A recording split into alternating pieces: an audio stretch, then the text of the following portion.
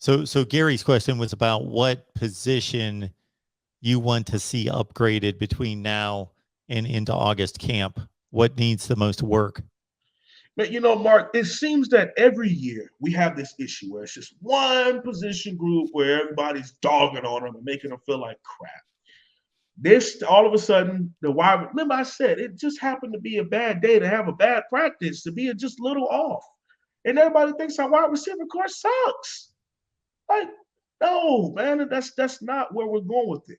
Last year was the running backs. You gotta start Knight or Cheney. Cam Harris sucks. Gotta play him. It's like, dude, they're all caged for now.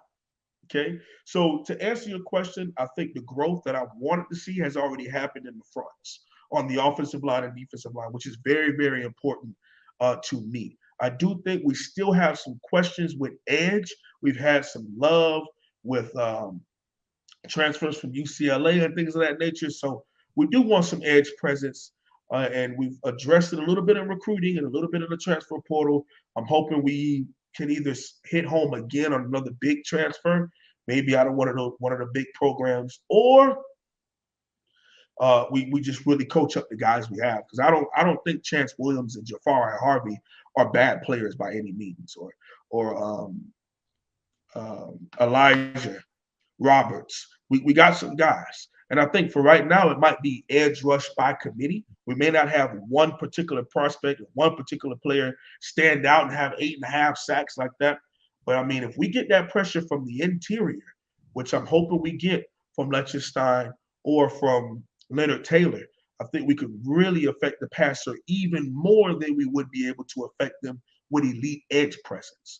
All right, we could blitz off the edges and funnel it back in.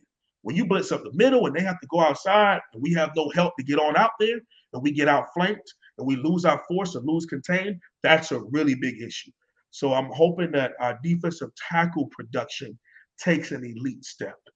All right, if we can get Leonard Taylor to play like the third overall prospect in which that he was according to 247, we could. That's to me, that's worth a win or two. An elite defensive tackle play with other good play around it could be the difference between an 8 and 9 win team. Could even be the difference between a 9 and 10. You ask me.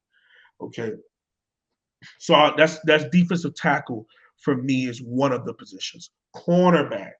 I want to see our corners play with that confidence. I saw a little bit of a jump.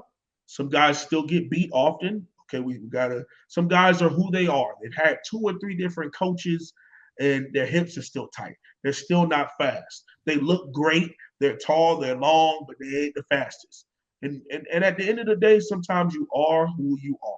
So the job of coaches is to be able to scheme and put you in a proper position to where we don't have you out there looking bad and we don't mess up the defense and the team, putting you in man coverage, press man, and you're not fast enough if he beats your press and he's behind you and now we're playing trail technique. Okay. And we swatting at the air while the guy has you by 5 yards. All right. We gotta be more understanding. Maybe since you're a press, you're a big dude, maybe we just leave you as a cover 2 guy. Treat you like Richard Sherman. Richard Sherman didn't play man. Richard Sherman sat in the alley flat, hit what came to him, attacked smash routes, bailed as if he was going with the corner route, and then jumped the out, or jumped the curl, or jumped the now. And he made a career out of it. Sometimes you don't have those kind of prospects just yet in the early phases of building a program. So you must understand who you have on your roster and coach to what you got until you're able to change it, whether that be in the transfer portal or through recruiting.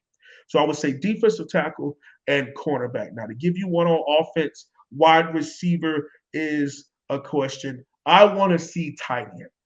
Can we get tight end you to resurface? We haven't had a dominant tight end in a while. Okay. We've had David Njoku, really nice, first rounder. I'm talking about a dominant tight end, someone that could slam down in the run game, someone that can also be a big mismatch against safeties and corners, even nickels with his size. All right. If we can get that out of Elijah Arroyo or out of a resurgence from Will Mallory, that again, I think would also take the program. So my 3 that I would like to see a big step from in this offseason in between now and in August, I would say tight end, defensive tackle, and cornerback.